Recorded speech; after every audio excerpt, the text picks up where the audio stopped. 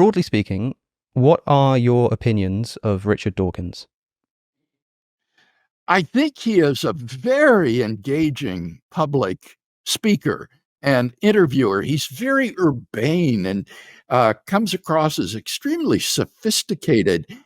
He has wonderful aesthetic tastes and a wide range of interests. So I find a lot to like about him on a personal level, but I sharply disagree with his views.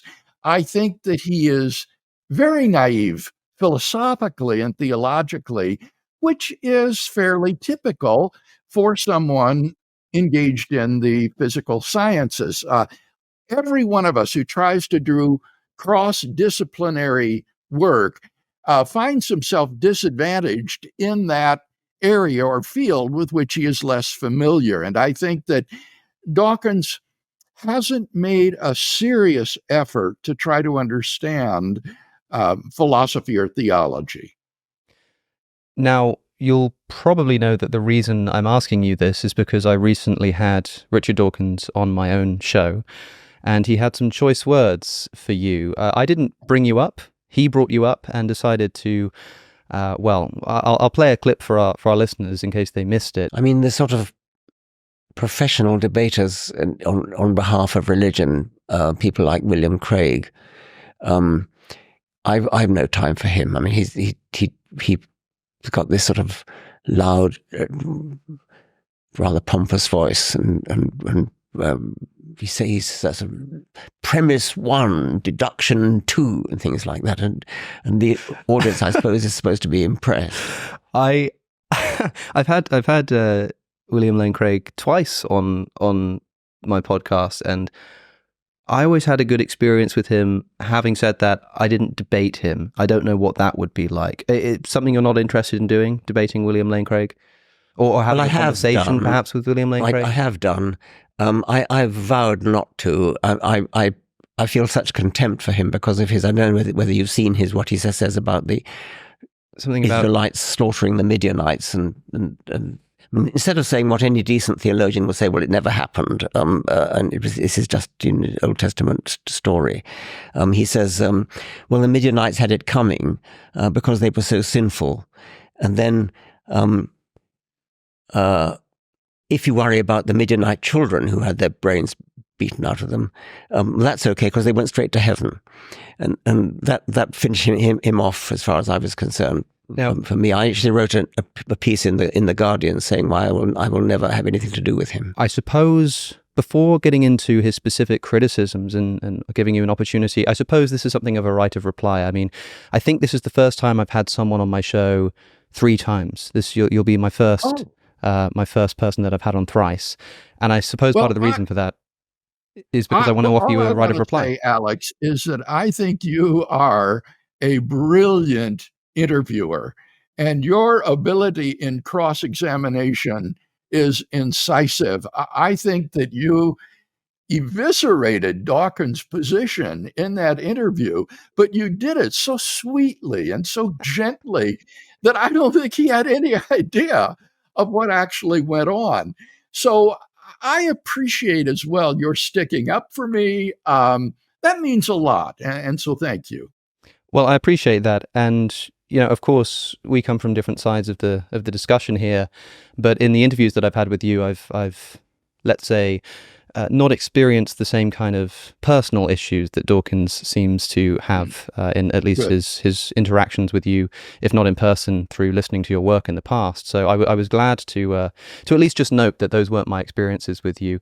But I suppose that today we can put some of those interrogation tactics to the test in the other direction, because I would love to speak to you about some of the criticisms that Richard Dawkins has made. I think a lot of people are disappointed, as I said to him, that we don't get to see this forerunner of the New Atheist movement put the criticisms to one of the forerunners of Christian apologetics in the flesh. So I'll try to act like something of a middleman. But before getting into his specific criticisms, I wonder if somebody came to you as a fan of Richard Dawkins, they read The God Delusion, they'd listened to his debates, and you had to explain to them in a sort of a summary what are some of the more egregious mistakes you think he makes? I mean, you mentioned a moment ago that you think he, I can't remember the exact words you used, but in terms of him tackling a topic like philosophy in which he's not an expert, somebody might say, well, what's an example of the kind of thing that you're talking about? Yes.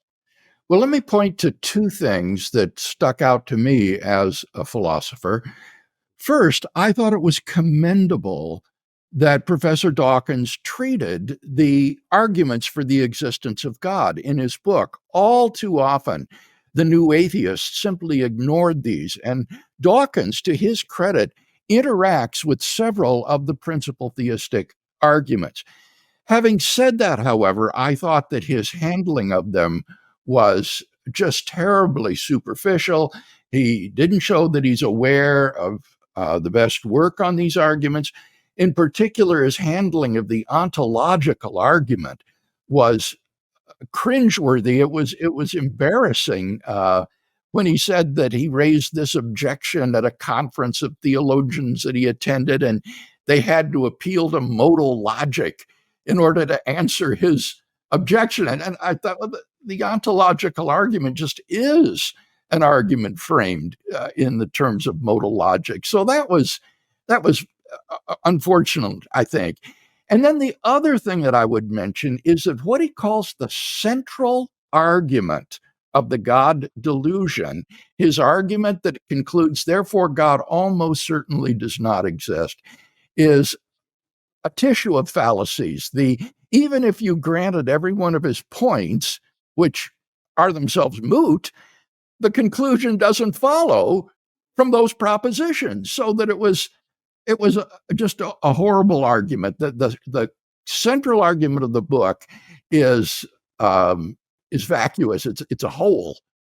Well, yeah, for all the talk about atheists simply lacking a belief in God and not having a position, Richard Dawkins does name one of his chapters why there almost certainly is no God. What is the argument that he presents towards that conclusion? Pardon me? What is the argument that he presents towards that conclusion? It's an argument to say that the appearance of design in the natural world is overwhelming. But nevertheless, Darwin has given us an adequate naturalistic explanation of instances of biological design.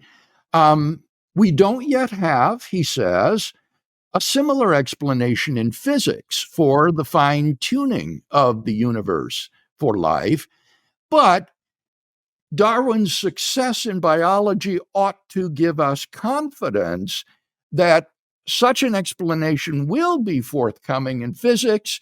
Therefore, God almost certainly does not exist. Well, I would ask you to try to point out some of the fallacies in there, but hopefully the listeners can see why that doesn't follow. All of the statements that I just summarized are true.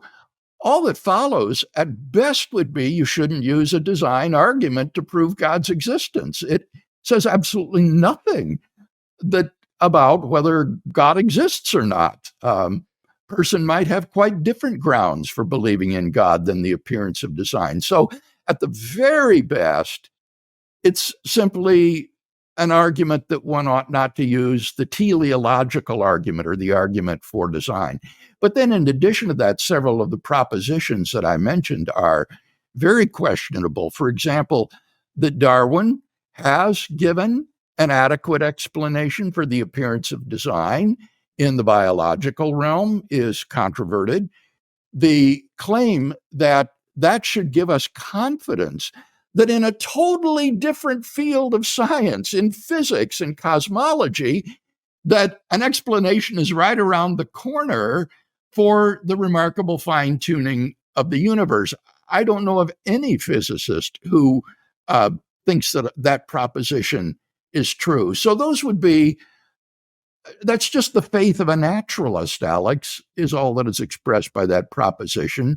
There's no basis for thinking that statement is true either. To watch the full conversation, click the link that's on your screen. Subscribe to my main channel or this clip's channel by clicking just below it. Thanks for watching, and I'll see you in the next one.